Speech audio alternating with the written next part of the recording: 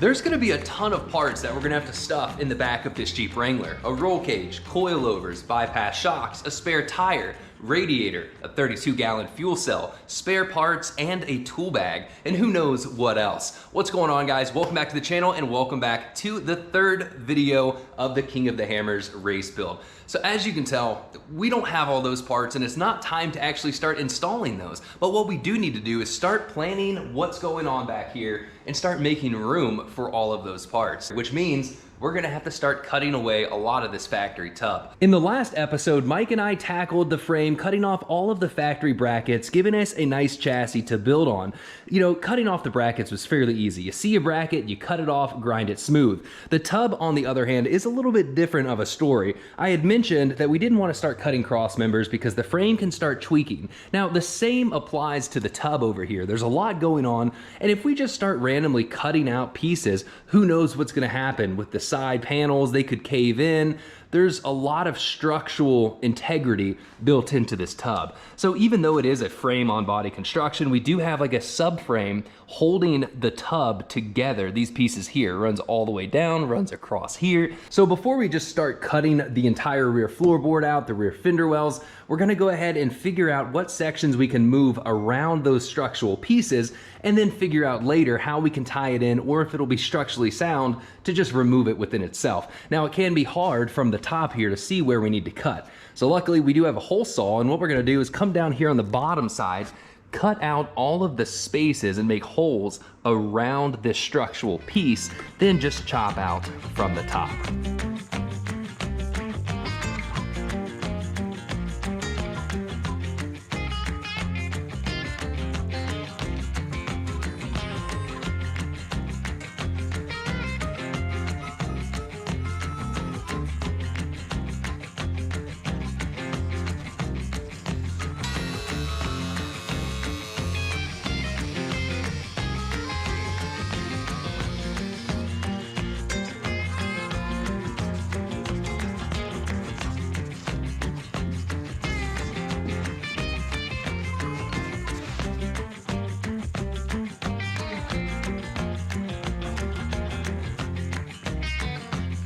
So this Sound Assassin material, it does peel off fairly easy, and it's actually really easy to cut through. But what I noticed is it throws this rubbery grime everywhere, and it's getting super sticky. So I'd rather not get covered in liquid rubber today.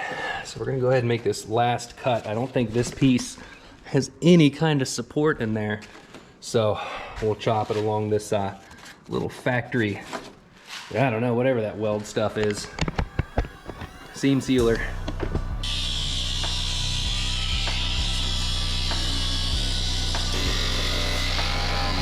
So whatever that seam seal stuff is, it turns into spider webs once you cut it.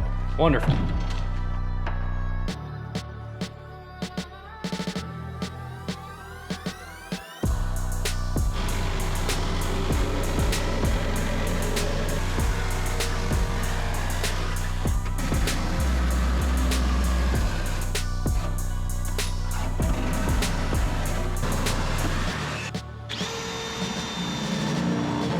So we've got the floorboard sections cut out, leaving those little substructure pieces intact. Next plan is to go ahead and start taking out this inner fender well. So there's a few things that we're looking out for here. You know, if we chop it all the way back here, we lose all of the structural integrity of this corner. Now we could bolt some corner armor on there to kind of hold it together, but the way we're gonna cut it shouldn't have any issues. So there's a piece back here that ties in under here as well to the factory roll cage mount. And if you look inside there, all we're gonna have to do is plasma cut that line down there, cut around here in front of this structural support down on the bottom, and this whole unit should come out as one, and we'd still have this whole section tied in to the back here. So we shouldn't get too floppy, but we'll see. We'll cut one and see how it does.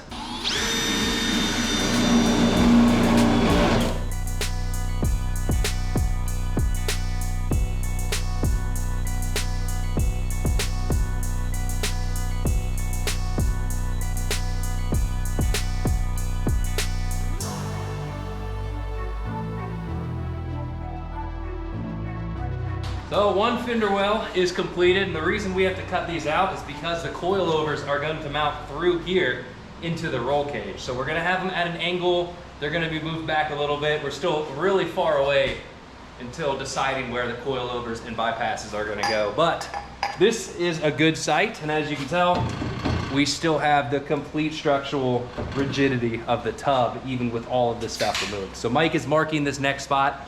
We're gonna plasma cut it out once again. Keep moving along.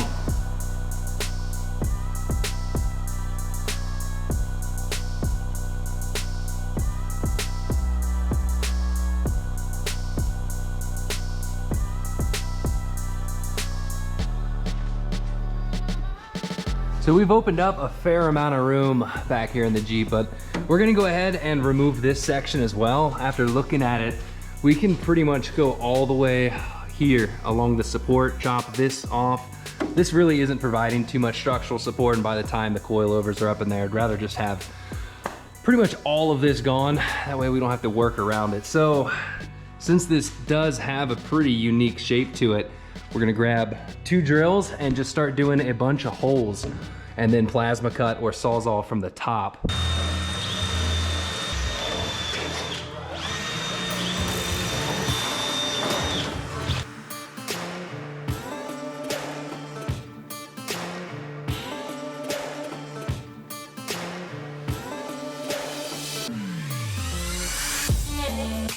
You know, I never thought I would say this, but now we have plenty of room for activities in the 2-door Jeep. So there was a lot of cutting, a lot of grinding, a lot of plasma cutting, but we now have a great base to start building back here. Whenever we're going in to design the roll cage, we don't have to watch out for the fender wells. Everything is out of the way, and it's gonna make designing the roll cage a lot easier. So we'll come back to that. It's not done. We still need to grind all the edges, smooth everything out, paint it.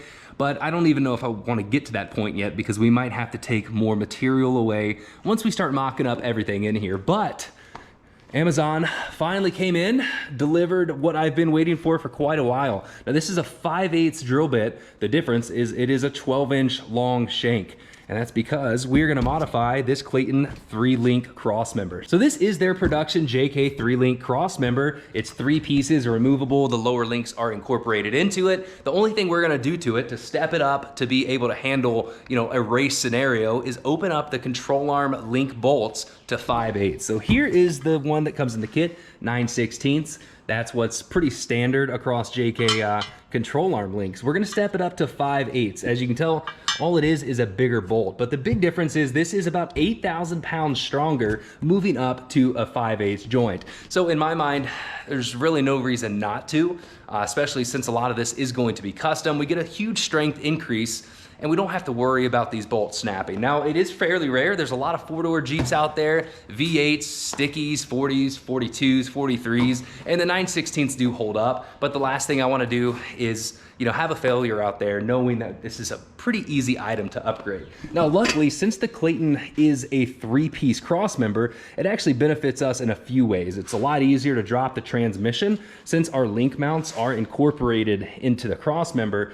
If it's a 1-piece like the JKU I have out there, whenever we drop the transmission, our control arm links going to the axle also have to get dropped. So the axle starts flopping around in there. With this design, you can remove the center piece and drop your transmission. But more importantly, the only way we can actually drill these out to 5/8 is because it's a 3-piece. So we can sit this inside of a super tall drill press, and we have a long enough of a drill bit now to go through the top.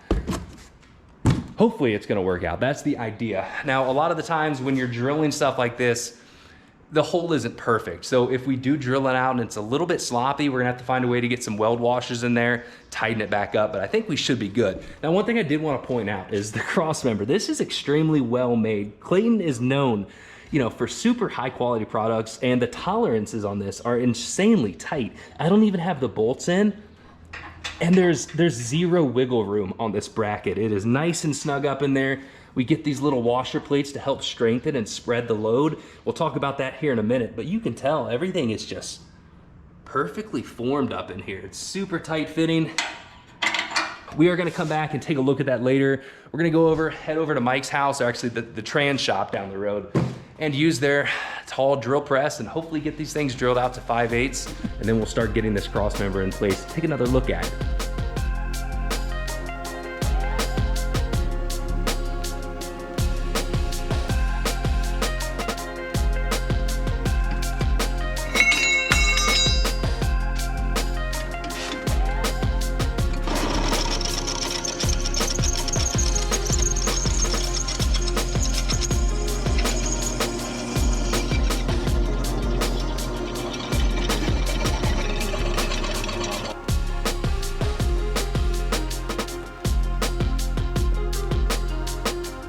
it can be a little difficult since we're drilling through the top one. We're trying to keep the same plane drilling through the bottom one. And you know, any misalignment is gonna throw it off. But it looks, the top hole was no issue. Going through the top on the second one, we're making a few tweaks.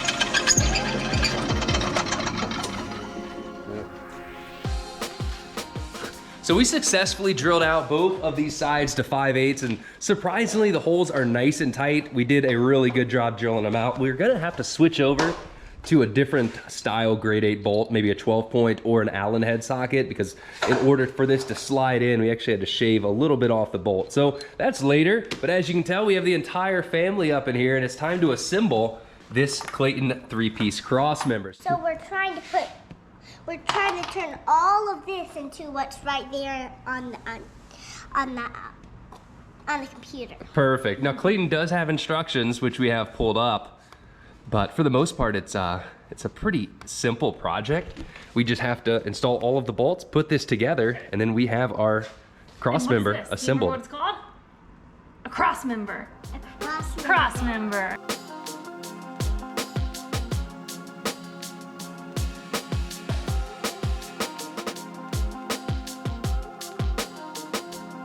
So we've got 26 washers on the bolts.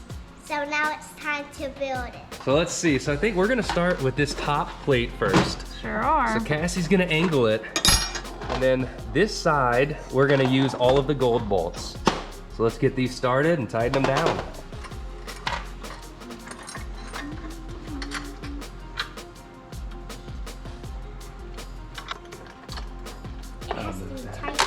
Yeah, but I just want to make sure it's going down. Can you pull that? Can you lift up? I don't think that one's going.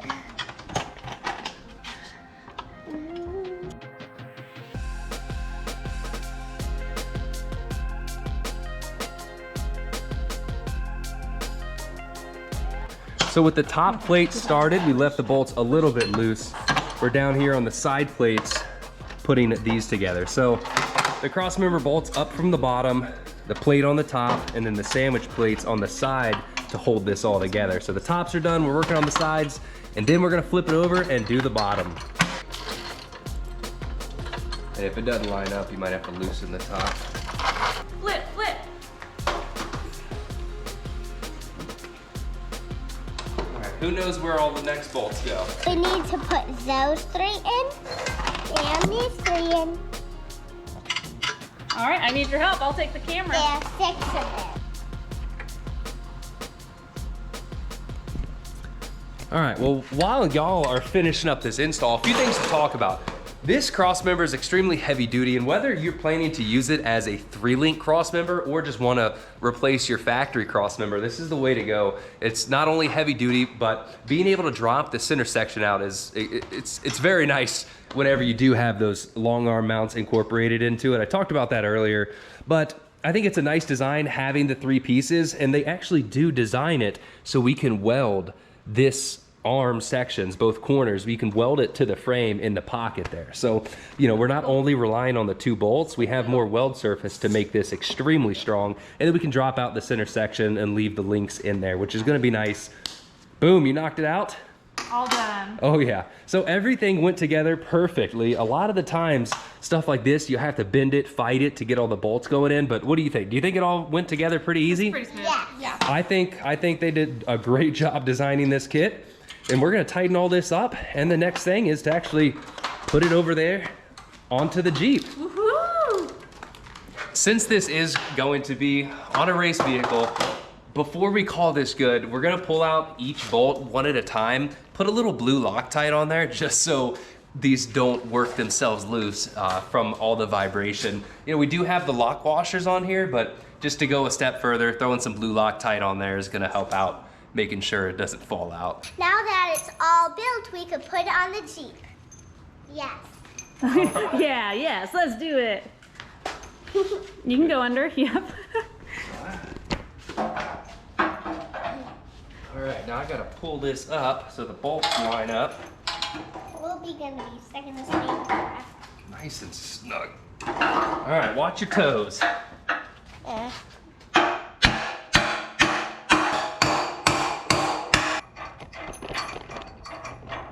All right, put it in. All right, Ellie, can you put one of yours in? That should do it.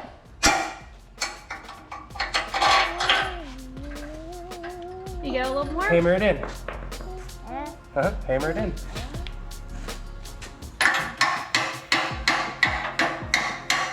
There it goes. Good work, Emma. Can I do this one too? Yeah, Yeah. you can give it a little bit.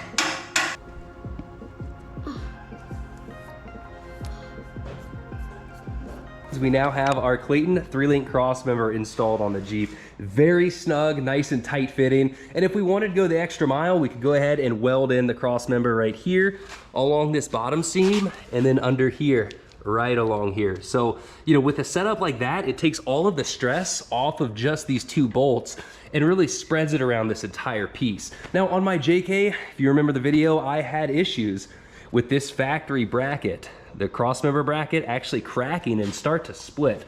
So with these installed, it would help spread the load a little bit, but since this is a race Jeep, we're gonna go one step further, making sure we have zero issue with these factory brackets. So this is the out-of-hand fab Crossmember brackets. They are weld on. I only have one left. I'm gonna have to actually order another set. This is left over from the JKU when I tried to repair the Crossmember. So the same thing happened. You know, whenever you have links tied into this Crossmember, there's just a lot of stress on these brackets. Now, what I can tell so far from the Clayton Crossmember is it does distribute the load a lot better than most single piece Crossmembers. But with this design, what this is gonna do, we'll probably do it in the next video, is go through our bolts there and we actually weld it on the frame there to really distribute the load even further. So once we get a new set of these brackets in, we'll go ahead and weld all 4 corners as well as welding this Clayton Crossmember onto the factory brackets. So this should be a fairly bulletproof setup for our lower links. We got delivery. Delivery, what is it? Big box.